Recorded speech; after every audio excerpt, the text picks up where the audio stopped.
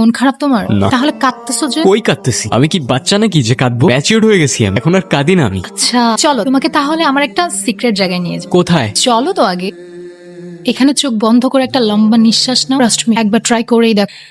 আমি যখন ক্লাস 4-এ পড়ি আমার বাবা মার ডিভোর্স হয়ে যায়। আমি তখন কতটুকু বুঝি আমি জানি না, কিন্তু আমার মনে আছে আমার মা কখনো হাসতো না আমার জন্য, সে সবকিছুই করত কিন্তু কখনো হাসতো না। আমার বাবাও তখন দেশের বাইরে চলে যায়। একদিন স্কুল থেকে বাসায় ফিরে দেখি মা ঘুমোচ্ছে আর আশেপাশে সবাই কান্না করতে। কিছু বুঝে ওঠার আগেই সবকিছু আমার হাত দিয়ে চলে যায়। বাবা সবসময় টাকা পাঠাত পড়াশোনার জন্য, এটার জন্য ওটার জন্য, কিন্তু আমার পাশে কখনো কেউ ছিল না। একা একাই বড় হই আমি। আমার মাকে যদি আমি আরেকটা বার সামনে পাইতাম না, শুধু একটা জিনিস জিজ্ঞাসা করতাম, আমারে রেখে কেন চলে গেল? আমার কি দোষ ছিল মা? My whole life all I ever wanted is just a family. আমি যখনই আমার বাবাকে মিস করি তখনই বাবার সাথে কথা বলার পর সব ঠিক। ওই যে ওইখানটাই থাকে আমার বাবা। আমার মা আমাকে অনেক ভালো। বিশ্বাস না হয় আমার মার সাথে একবার কথা বলেই দেখো। যাও, তোমার যা বলার আছে আজকে সব বলে ফেলো।